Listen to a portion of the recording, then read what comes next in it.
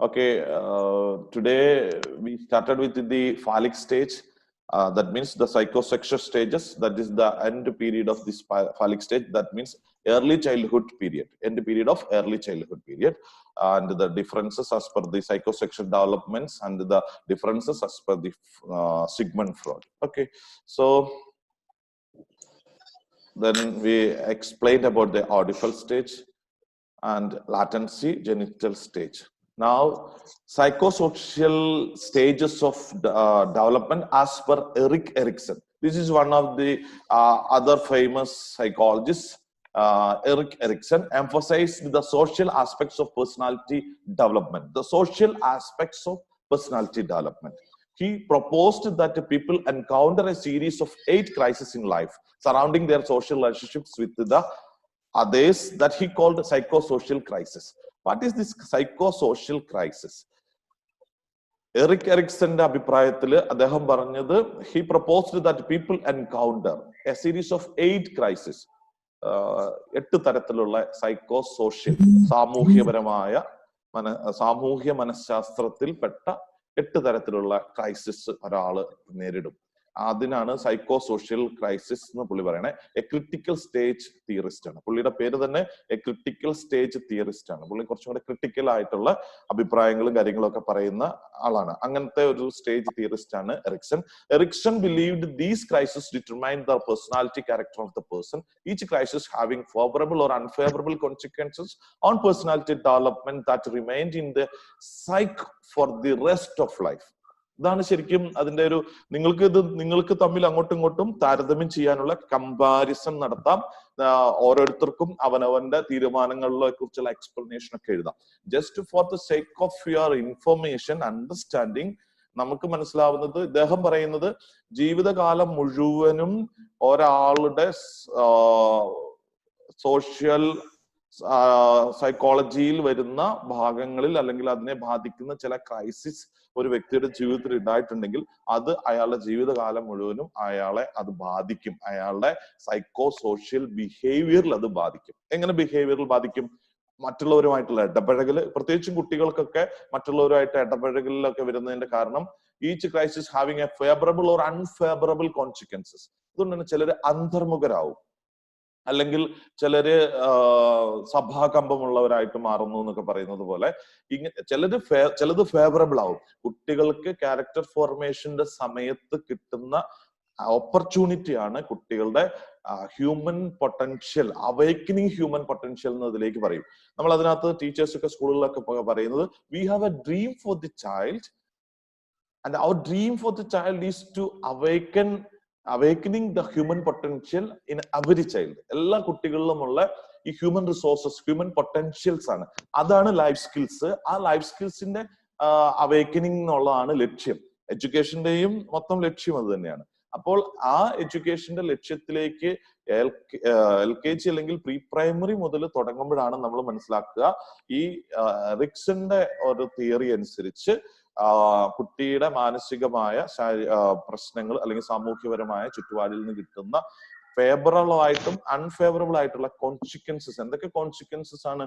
ചില കുട്ടികളെ ചില ടീച്ചേഴ്സ് അവൻ പഠിക്കാൻ കഴിവില്ലാത്തവനാണ് എന്ന് പറഞ്ഞ് മുദ്ര കുത്തുന്നത്, അല്ലെങ്കിൽ ചിലര് ഇവൻ വികൃതിയാണ് എന്ന് പറയുന്നത്, അല്ലെങ്കിൽ പേരൻസ് അകാരണമായി കുട്ടിയെ ശാരീരികവും മാനസികവുമായി അധ്യാപകരോ രക്ഷിതാക്കളോ പീഡിപ്പിക്കുന്നത് കുട്ടിയുടെ മനസ്സിന് മുറിവേൽക്കുന്നതൊക്കെ പല കാര്യങ്ങളുണ്ട്.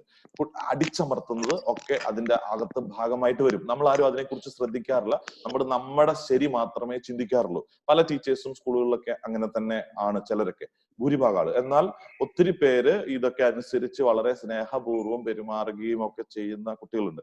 അതുകൊണ്ടാണ് ഇന്ത്യ ടുഡേ നടത്തിയ സർവേയിൽ പറയുന്നത് റിട്ടയർമെന്റിന് ശേഷം അധ്യാപകരിൽ 37% പേരും അസ്വസ്ഥരായി, ചിലര് മെന്റൽ അല്ലെങ്കിൽ എക്സെൻട്രിക് സ്റ്റേജിലേക്കൊക്കെയാണ് എന്ന് ചിലർ പറയാറുണ്ട്. ഓക്കെ. ഒന്നും കൂടെ ഒന്ന് റിലാക്സ് ചെയ്തിട്ട് ഇരുന്നോളൂ കേട്ടോ. നമ്മൾ പെട്ടെന്ന് പറഞ്ഞു പോകുന്നത് ഇതിന്റെ നിങ്ങൾക്ക് പഠിക്കാനുള്ളതിന്റെ ഏകദേശം എല്ലാ കാര്യങ്ങളും നിങ്ങൾക്ക് അതിൻ്റെ അകത്തുള്ള കാര്യങ്ങൾ കിട്ടുന്നുണ്ട്. പിന്നെ ഓരോരുത്തർക്കും ഈ നിങ്ങൾക്ക് ഓൾറെഡി ഇത് പവർ പോയിന്റ് പ്രസന്റേഷൻ നിങ്ങൾക്ക് ഡൗൺലോഡ് ചെയ്തെടുക്കാവുന്നതാണ്. നിങ്ങളുടെ ഫോണിൽ കിട്ടും, അല്ലെങ്കിൽ നിങ്ങൾക്ക് നിങ്ങളുടെ സിസ്റ്റത്തിലോ പെൻ ഡ്രൈവിലോ ഒക്കെ സേവ് ചെയ്ത് വെക്കാം. എന്നിട്ട് അതല്ല ഇപ്പോൾ പഠിക്കുന്ന സമയത്ത് നമ്മൾ കാണുന്ന സമയത്ത് തന്നെ നോട്ട്സ് എഴുതി മീനിങ് എഴുതി പോകുന്നവർക്ക് ഏകദേശം ഒരു ഐഡിയ ഒക്കെ കിട്ടും.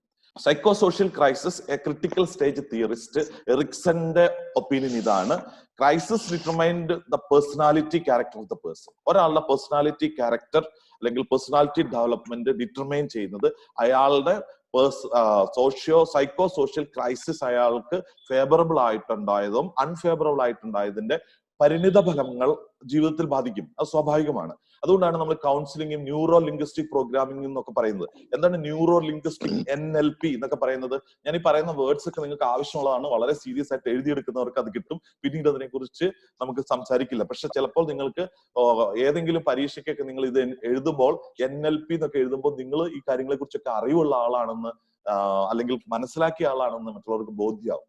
അപ്പൊ ന്യൂറോ ലിംഗ്വിസ്റ്റിക് എന്താണ്? ബ്രെയിൻ ന്യൂറോൺസിന്റെ ലാംഗ്വേജ് മനുഷ്യൻ കണ്ടുപിടിച്ചു. അതിനനുസരിച്ചിട്ട് നമ്മളെ ക്യാരക്ടർ ഫോർമേഷൻ മാറ്റാം, നമ്മളെ കൗൺസിലിംഗിലൂടെ നമ്മളുടെ പ്രശ്നങ്ങൾ മാറ്റാം. അത് തന്നെയാണ് ഇപ്പൊ ക്രിസ്ത്യൻസ് ആണെങ്കിൽ ചിലരൊക്കെ ആന്തരിക സൗഖ്യ ധ്യാനം എന്നൊക്കെ പറയും. അതുപോലെ അത് തന്നെയാണ് നടക്കുന്നത്. എന്താണ് ഈ ന്യൂറോ ലിംഗ്വിസ്റ്റിക് പ്രോഗ്രാമിലൊക്കെ നടക്കുന്നത്, അല്ലെങ്കിൽ കൗൺസിലിംഗിലൊക്കെ കുട്ടികൾ എന്താ ചെയ്യേണ്ടത്? കുട്ടികൾക്ക് ഉണ്ടായിട്ടുള്ള മാനസിക മുറിവ്, ബ്രെയിൻ തലച്ചോറിലെ കോശങ്ങൾക്ക് പറയുന്ന പേരെന്താണ്? ആരിഫ, തലച്ചോറിലെ കോശങ്ങൾക്ക് പറയുന്ന പേര്? Brain cell. അത് തന്നെ, ആ സെല്ലിന് ഉള്ള പേരാ ഞാൻ ചോദിച്ചത്. സെല്ല് എനിക്ക് മനസ്സിലായി, ആരിഫയ്ക്ക് മനസ്സിലായി. ഓക്കെ ആരിഫ. ശ്രുതി, ശ്രുതി, തലച്ചോറിലെ കോശങ്ങൾക്ക് പറയുന്ന പേര്? ന്യൂറോൺസ് ആണോ? ന്യൂറോൺസ് എന്നാണ് Shruti. Very good, thank you. Shruti പകർന്നു തന്ന അറിവ് ഇതാണ്, ന്യൂറോൺസ് ആണ്. അതുകൊണ്ടാണ് നമ്മൾ ഇത് പ്രത്യേകിച്ച് പറയണത് എന്താണ്? ഒരു കുട്ടിയുടെ ജനനം മുതൽ അല്ലെങ്കിൽ ഒരു 2 വയസ്സ്, ഒരു ഇൻഫൻസി പീരീഡ് വരെയാണ് ബ്രെയിൻ ന്യൂറോൺസിന്റെ ഡെവലപ്മെന്റിന്റെ പ്രോസസ് ഒക്കെ നടക്കുന്ന വളർച്ച പൂർണ്ണമാകുക. പിന്നീട് ചെറിയൊരു ഗ്രോത്ത് ഡെവലപ്മെന്റ് 6 വയസ്സ് വരെ നടക്കുമെന്ന് പറഞ്ഞാലും ബ്രെയിൻ സെൽസ് വളർച്ച പൂർണ്ണമാകുന്നത്. ആ സമയത്ത് തലച്ചോറിലെ കോശങ്ങൾക്ക് വന്ന ഡാമേജുകൾ, അത് പോസ്റ്റ് നാറ്റലായാലും പ്രീനാറ്റലായാലും അമ്മയുടെ ഗർഭപാത്രത്തിലായിരിക്കുമ്പോഴും ഒക്കെ വരുന്ന തലച്ചോറിലെ കോശങ്ങൾക്ക് വരുന്ന ഡാമേജ് കൊണ്ടാണ് കുട്ടികളുടെ മൾട്ടിപ്പിൾ ഇന്റലിജൻസ് അല്ലെങ്കിൽ ബുദ്ധിയുടെ ബഹുമുഖ പ്രതിഭാസങ്ങൾക്ക് വരുന്ന തകരാറ് വരാൻ കാരണം. അത് മരുന്ന് കൊണ്ട് വരാം, മെഡിക്കൽ അല്ലെങ്കിൽ മെഡിസിന്റെ ഒരു ആഫ്റ്റർ ഇഫക്റ്റ് കൊണ്ട് വരാം, അതല്ലെങ്കിൽ അമ്മയ്ക്കുള്ള മറ്റേ ആക്സിഡന്റ് ഉണ്ടായതുകൊണ്ട് വരാം. ഇനി ജനിച്ച പാടെ അല്ലെങ്കിൽ കുട്ടികൾക്ക് ഈ ഇൻഫൻസി പീരീഡിലൊക്കെ തലച്ചോറിലെ കോശങ്ങൾക്ക് ക്ഷതം വന്നാൽ, once a brain cell is damaged, it is permanently damaged. അതാണ് അതിന്റെ ഒരു പ്രത്യേകത. തലച്ചോറിലെ കോശം ഒരിക്കൽ ഡാമേജ് ആയാൽ അത് പെർമനന്റ് ആയിട്ട് ഡാമേജ് ആവും. പിന്നീട് അത് പുനർനിർമ്മിക്കില്ല. അങ്ങനെ പുനർനിർമ്മിക്കാൻ സാധിക്കാത്തതുകൊണ്ടാണ് എന്തെങ്കിലും ബുദ്ധി വൈകല്യം, കാഴ്ചക്കുറവ്, ഏതെങ്കിലും ബ്രെയിൻ സെൽസ് നഷ്ടമായാൽ, അതിന്റെ ഫങ്ഷൻ നഷ്ടമായാൽ പിന്നീട് അത് ഡെവലപ്പ് ചെയ്യില്ല. അത് തലച്ചോറിലെ കോശങ്ങൾ. അതുകൊണ്ട് ബുദ്ധി വളരില്ല. ബുദ്ധി വളരാൻ ബ്രഹ്മി കഴിക്കുക എന്നൊക്കെ പറഞ്ഞ് പരസ്യം കാണുന്നുണ്ടെങ്കിലും ശാസ്ത്രീയമായി ബുദ്ധി ഒരു കുട്ടിക്കും ഒരു മരുന്ന് കഴിച്ചിട്ടും വളർത്താൻ സാധിക്കില്ല. അതിന്റെ ബുദ്ധിശക്തിയോ ഓർമ്മശക്തിയോ ഷാർപ്പൺ ചെയ്യാൻ പറ്റും. അത് ബൈ ഡൂയിങ് ദ ആക്ടിവിറ്റി മാത്രമേ ഉള്ളൂ, മരുന്നില്ല. ബുദ്ധിശക്തി വളരാൻ മരുന്ന് ഇല്ല.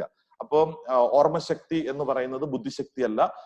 ഇന്റലിജൻസും മെമ്മറിയും രണ്ടാണ്. ഓക്കെ, നമുക്കിപ്പോ each crisis having favorable unfavorable consequences on personality development that remain in the psyche for the rest of life. അത് ശരിയാണ് എന്നാണ് എന്റെ അഭിപ്രായം. നിങ്ങൾക്ക് നിങ്ങളുടെ അഭിപ്രായത്തിലേക്ക് തീരുമാനിക്കാം. അപ്പൊ നമ്മൾ ഇനി അടുത്ത സ്റ്റേജിലേക്ക്, ഇതുകൊണ്ടാണ് കുട്ടികൾക്ക് മാനസിക മുറിവ് ഏൽപ്പിക്കരുത് എന്ന് അധ്യാപകരോട് പ്രത്യേകിച്ച് പറയുന്നത്. ഏർലി ചൈൽഡ്ഹുഡ് കെയർ ആൻഡ് എഡ്യൂക്കേഷനിൽ പ്രത്യേകം ശ്രദ്ധിക്കണം എന്നൊക്കെ പറയുന്നത് കുട്ടികൾക്ക് സെക്യൂരിറ്റി ഫീലിംഗ് കൊടുക്കണം, സുരക്ഷിത ബോധം കൊടുക്കണം. അങ്ങനെ സുരക്ഷിത ബോധം അച്ഛനും അമ്മയും ഒക്കെ കൊടുക്കേണ്ടതാണ്. അത് അച്ഛനും അമ്മയും കൊടുക്കാത്ത കുട്ടികൾക്കാണ് എനിക്ക് ആരുമില്ല എന്നുള്ള വിഷമവും മാനസിക വിഷമങ്ങളും പ്രശ്നങ്ങളും പ്രയാസങ്ങളൊക്കെ അനുഭവിക്കുന്ന കുട്ടികളുണ്ട്. നമുക്ക് ആ കുട്ടികളുടെ മാനസികാവസ്ഥയിലേക്ക് എത്തുമ്പോഴേ അത് മനസ്സിലാവാൻ സാധ്യതയുള്ളൂ. ഇവിടെ നമുക്ക് അടുത്ത സ്റ്റേജ് ഇതാണ് എറിക്സന്റെ ഒരു പടം, psychosocial stages of development. Erikson differed from Freud, who felt child is father of the man. Child is father of the man. ഇത് വേൾഡ് ഫേമസ് ആയിട്ടൊരു കൊട്ടേഷൻ നിങ്ങൾക്ക് ആവശ്യമുള്ളവർക്ക് എഴുതിയെടുക്കാം. വേൾഡ് ഫേമസ് ആയിട്ടുള്ള ഈ കൊട്ടേഷൻ നിങ്ങൾക്ക് എപ്പോഴും എല്ലായിടത്തും ഉപയോഗിക്കാവുന്നതാണ്. Child is father of the മാൻ. എന്താണ് ഇതിന്റെ അർത്ഥം എന്നും നിങ്ങൾക്ക് അറിയാം. ഇത്രയും വളരെ പ്രധാനപ്പെട്ടതായിട്ടാണ് ആര് കാണുന്നത്? ഫ്രോഡ് കാണുന്നത്. സിഗ്മണ്ട് ഫ്രോഡിന്റെ അടിസ്ഥാനത്തിൽ ചൈൽഡ്ഹുഡ് പീരീഡ് ആണ് ഏറ്റവും ഇമ്പോർട്ടന്റ്. അതുകൊണ്ട് ഏർലി ചൈൽഡ്ഹുഡിനാണ് ഇമ്പോർട്ടന്റ് കൊടുക്കുന്നുണ്ട്. Child is father of the man എന്നാണ് പറയുക. While Freud felt the most important years of personality development where the first 5. 5 വയസ്സ് വരെ അല്ലെങ്കിൽ 6 വയസ്സ് വരെയുള്ള ഏർലി ചൈൽഡ്ഹുഡ് ആണ് ഫ്രോഡ് തീരുമാനിച്ചത് most important period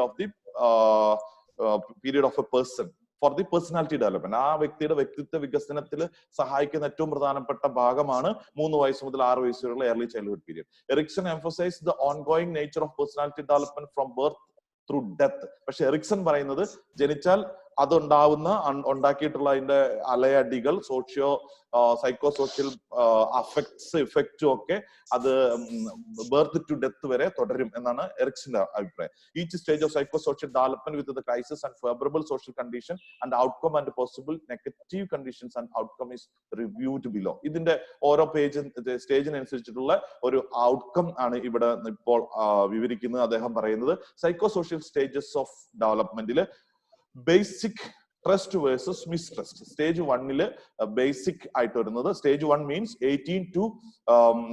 12 to 18 months. That means from birth to 1.5 years, 1.5 വയസ്സ് മുതൽ പ്രായമുള്ള സമയത്ത് ആദ്യത്തെ സ്റ്റേജ് ഇതാണ്. Basic trust versus mistrust. അതായത് അടിസ്ഥാന വിശ്വാസവും മിസ്ട്രസ്റ്റും. അതിനാണ് ഈ അമ്മ കുഞ്ഞിന് പാല് ഊട്ടുമ്പോൾ ഉണ്ടാവുന്ന കുട്ടിക്ക് കിട്ടുന്ന സുരക്ഷിത ബോധവും ട്രസ്റ്റും ഉണ്ട്. അത് പേരന്റിങ് ഈസ് എ ട്രസ്റ്റ് എന്ന് പറയും. Parenting is A trust. പ്രായപൂർത്തിയായ, ഇപ്പൊ ഇവിടെ ഈ ക്ലാസ്സിൽ ഇരിക്കുന്ന ഒരു പ്രായപൂർത്തിയായ അമ്മമാരുണ്ട്.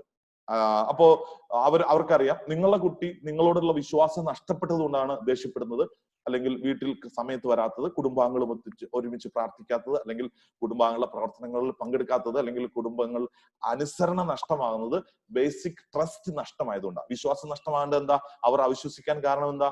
നമ്മളുടെ പ്രവർത്തനങ്ങളിൽ വിശ്വാസം ഇല്ലാത്തതുകൊണ്ട്, നമ്മുടെ വാക്കിലും പ്രവൃത്തിയിലും വിശ്വാസം ഇല്ലാത്തതുകൊണ്ട്. അതല്ലാതെ പേടിപ്പിച്ചോ ന്യായങ്ങൾ പറഞ്ഞോ നമ്മളെ പൊങ്ങച്ചം കാണിച്ചോ ഒന്നും മക്കളെ അനുസരിപ്പിക്കാൻ കഴിയില്ല. Basic trust. അപ്പൊ ടീച്ചർമാർ എന്ത് ചെയ്യണം? ടീച്ചർക്ക് കുട്ടിയും ടീച്ചറും തമ്മിൽ ഒരു ട്രസ്റ്റ് ക്രിയേറ്റ് ചെയ്യാൻ സാധിക്കണം. എന്താ വിശ്വാസം?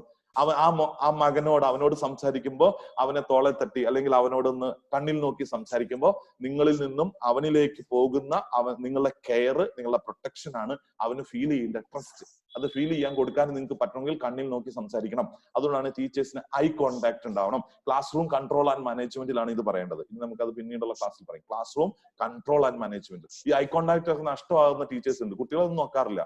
അവരെവിടെയൊക്കെ എന്തൊക്കെ പഠിച്ചു വന്നത് പഠിക്കും. അവരുദ്ദേശിക്കുന്ന പുട്ടും കുറ്റിന്ന് പുട്ട് കുത്തിയിടുന്നത് പോലെ അവർ കാണാതെ പഠിച്ചിട്ട് അത് ഇവിടെ കുടഞ്ഞിട്ട് കഴിഞ്ഞാൽ ആ കുട്ടി അത് പഠിച്ചാൽ അതാണ് അറിവ്, വിദ്യാഭ്യാസം എന്നാണ് അവർ വിചാരിക്കുന്നത്.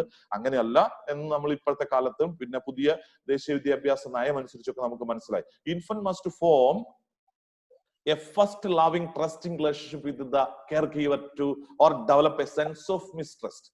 ഒന്നെങ്കിൽ റിലേഷൻഷിപ്പ് ഓഫ് ട്രസ്റ്റ് വേണം, അല്ലെങ്കിൽ develop A sense of mistrust. അത് അങ്ങനെ അമ്മയിൽ വിശ്വാസം ഇല്ലാത്ത കുട്ടികളൊക്കെ ഉണ്ട്. ചിലര് ഇപ്പം ഒരമ്മ കുഞ്ഞിന് പാല് കൊടുക്കാൻ പറ്റിയില്ല, അമ്മ ഗൾഫിലേക്ക് പോയി കുഞ്ഞിന്റെ നാട്ടില് വീട്ടിൽ ആരെങ്കിലും ഏൽപ്പിച്ചു, കെയർ ഗീവറെ ഏൽപ്പിച്ചു, അവർ പാല് കൊടുത്തു. കുപ്പിപ്പാല് കുടിച്ച് വളരുന്ന മക്കൾ എന്നൊക്കെ നമ്മൾ പറയും. ഇതിനകത്ത് ധാരാളം കാര്യങ്ങൾ പറയാനുണ്ട്. ഇതെല്ലാം ഇപ്പോൾ സംസാരിക്കാനുള്ള സമയമില്ല.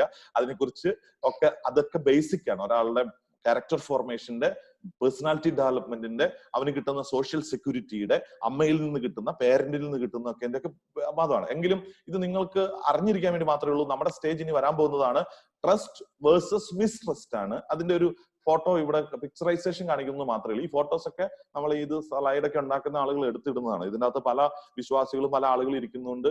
ഫോട്ടോസ് കണ്ടിട്ട് നിങ്ങളാരും അല്ലെങ്കിൽ ഇതൊന്നും പരിഗണിക്കേണ്ടതില്ല. അല്ലെങ്കിൽ നമ്മൾ ഇത് കാണേണ്ടത് എന്താ? You read this heading trust versus mistrust. അപ്പൊ ഇതൊരു വിശ്വാസവും അവിശ്വാസവും തമ്മിലുള്ള ഒരു വിഷയമാണ്. കുട്ടിയും പേരന്റും ടീച്ചറും തമ്മിലുള്ളതാണ്. Stage 2 18 months to 3 years, 1.5 year to 3 years. Autonomy versus shame or doubt. Autonomy versus shame or doubt. The child's energies are directed toward the development of physical skills, including walking, grasping, controlling. The child learns to control but may develop shame and doubt if not handled well. The child learns to control but may develop shame. doubt if not handled well. ഈ സമയത്താണ് കുട്ടികളുടെ പ്രത്യേകിച്ചും പിച്ച വയ്ക്കുന്നതിനൊക്കെ നമ്മൾ ആ സമയത്ത് ഇപ്പൊ എന്ത് ചെയ്യുന്നത്, കുട്ടീനെ സ്വയം ആത്മവിശ്വാസത്തോടു കൂടി അല്ലെങ്കിൽ ഓട്ടോണമസ് ആയിട്ടുള്ള സ്വയംഭരണാവകാശം എന്നാണല്ലോ ഓട്ടോണമസിന്റെ വാക്ക്. അപ്പം ഓട്ടോണമി എന്താ? സ്വന്തം കാലിൽ നിൽക്കാൻ പ്രാപ്തനാക്കേണ്ട, അല്ലെങ്കിൽ അതിനെ നടക്കാൻ പഠിക്കുകയാണെന്ന് വിചാരിക്കും. ഒരു കുട്ടി നടക്കാൻ പഠിക്കുന്നു, ഈ സമയത്തൊക്കെ വാക്കർ മേടിച്ചു കൊടുക്കും ചിലർ. അങ്ങനെയല്ല ചെയ്യേണ്ടത്. കുട്ടിക്ക് അപ്പോഴേ തന്നെ ഉന്തുവണ്ടി മേടിച്ചു കൊടുക്കുന്നല്ല, അപ്പോഴേ വികലാംഗനാക്കുകയാണ് ചെയ്യുക. വാക്കർ മേടിച്ചു കൊടുത്താൽ നമ്മൾ അവനെ വികലാംഗനാക്കി എന്നർത്ഥം. കാരണം എന്താ? അവൻ അതല്ല വേണ്ടത്, അവന് മെഷീൻ അല്ല വേണ്ടത്, മറിച്ചോ അവന്റെ ഓട്ടോണമി വേഴ്സസ് ഷെയിം ഡൗട്ട് എന്നുള്ളതിലേക്ക് ഷെയിമും ഡൗട്ടും ആവരുത്, മറിച്ച് എന്ത് ചെയ്യണം?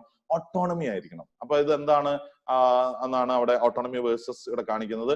അതൊരു ഷെയിംഫുൾ ആയ ആ പിക്ചർ, അതിന്റെ ഒരു picturisation. Psychosocial stages of development. Stage 3, initiative versus guilt, 3 to 6 years.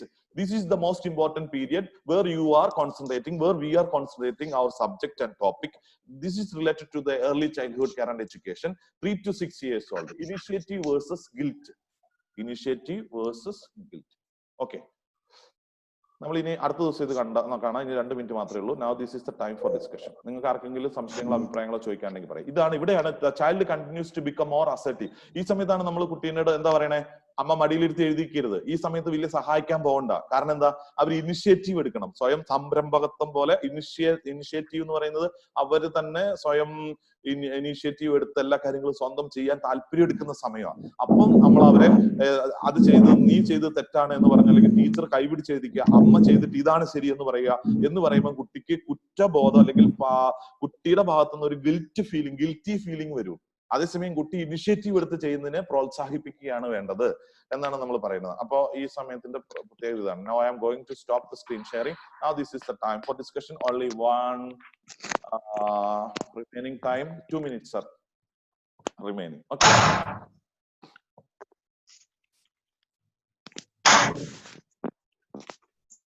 Now this is the time for discussion. 2 minutes. നിങ്ങൾക്ക് എന്തെങ്കിലും ഇതിപ്പോ നമ്മള് സൈക്കോളജിയുടെ ആയതുകൊണ്ടാണ് ഇതിപ്പോ ഇതോടുകൂടി ഈ ഒരു അടുത്ത ക്ലാസ്സോടുകൂടി ഈ ക്ലാസ് കഴിയും. ഇനി അടുത്ത് നമ്മൾ ഏർലി ചൈൽഡ്ഹുഡ് കെയർ ആൻഡ് എഡ്യൂക്കേഷനെ കുറിച്ച് ഉള്ള ടോപ്പിക്ക് എടുക്കും.